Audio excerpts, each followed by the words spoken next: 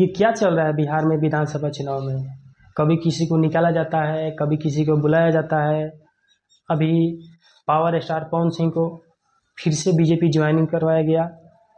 हालांकि लोकसभा चुनाव में इनको निकाला गया था, बीजेपी ने इनको निष्कासित कर दिया था, लेकिन अभी बिहार में विधानसभा चुनाव आया, फिर इनको ज्वाइनिंग करवाया गया, क्योंकि पिछला बार इनको टिकट बीजेपी ने आरा से नहीं दिया था। इसकी वजह से इन्होंने काराकाट से चुनाव लड़े थे।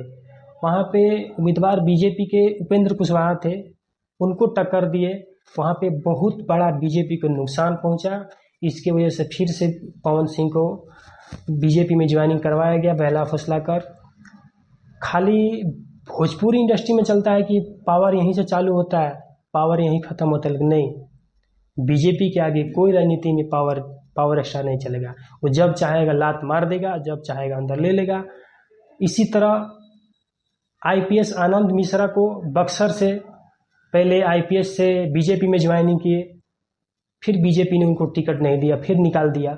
जनसुराज में जुड़े हुए थे।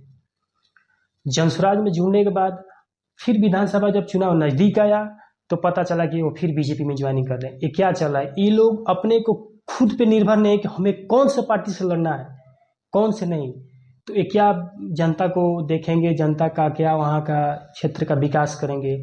कुछ समझ में नहीं आता है। क्या चल रहा है बिहार में, क्या चुनाव है, कुछ समझ में नहीं आता है। खुद अपने आप पर निर्भर नहीं है ये लोग, तो क्या जनता को देखेंगे?